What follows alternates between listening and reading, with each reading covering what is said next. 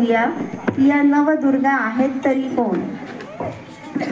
आपण पुराणामध्ये आख्यायिका ऐकलेली आहे की ज्या वेळेला या सृष्टीवर राक्षसांचं राज्य होतं आणि ज्या राक्षसांनी समाजाला जनतेला खूप त्रास दिलेला होता, धुमाकूळ त्रासलेली होती, तर ती जनता गेली शिवाकडे आणि ब्रह्मदेवाकडे.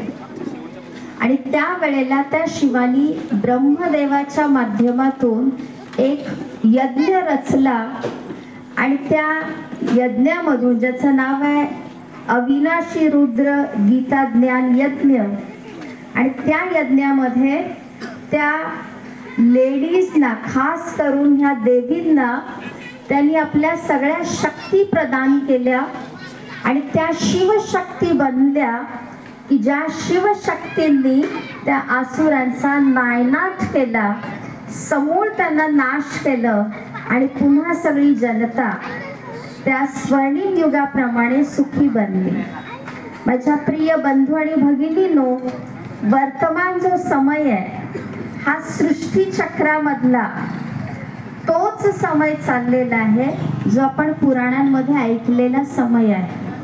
राक्षस म्हणजे कोणी व्यक्ती नाही आहेत, महाकाय माणूस नाही आहे, परंतु राक्षस अर्थ आहे घर करून बसलेल्या नकारात्मक प्रवृत्ती आहेत.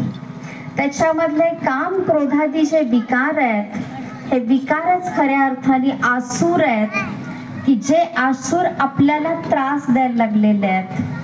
अर्थात आपल्या दुःखाचं मूळ कारण जे आहे दुसऱ्या नकारात्मक प्रवृत्ती आहेत आणि यांचा नाश करण्याचं काम ह्या सगळ्या देवींनी केलं आणि ती शक्ती त्यांनी त्या शिवाकडून प्राप्त केलेली.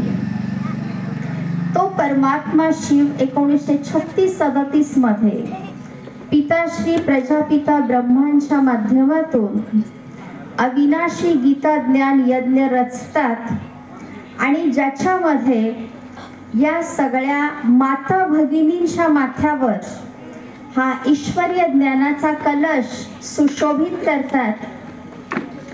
एवढ्यासाठी की त्यांच्यामध्ये एक अवगुण असतो की मातांच्या मुखात काही राहत नाही, पोटात काही राहत नाही, ती इतरांना सांगितल्याशिवाय सोडत नाही.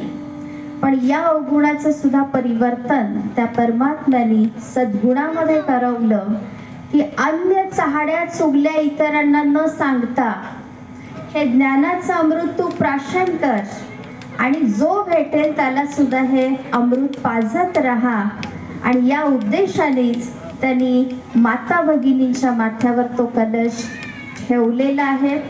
आज ब्रह्मकुमारीज विद्यालय जेवढ्या पण ह्याच्या शाखा आहेत 10,000 पेक्षा अधिक, त्या सर्व शाखांचं जे संचलन आहे ते या भगिनींच्या द्वारे होतं.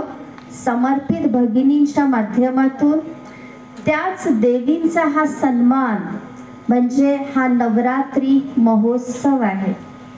तर या ज्या नवदुर्गा आहेत, ज्या कन्या आहेत, कुमारी आहेत, पण यांना नाव मात्र मातांचं दिलेलं आहे, दुर्गा माता, अंबा माता, सरस्वती माता. कारण या सगळ्याच देवींनी, या कन्यांनी जगत माता स्वतःला समजून हे विश्वाची माझे घर, वसुधैव कुटुंबकम, विश्वाला आपला परिवार समजून हे सगळे आपले आहेत.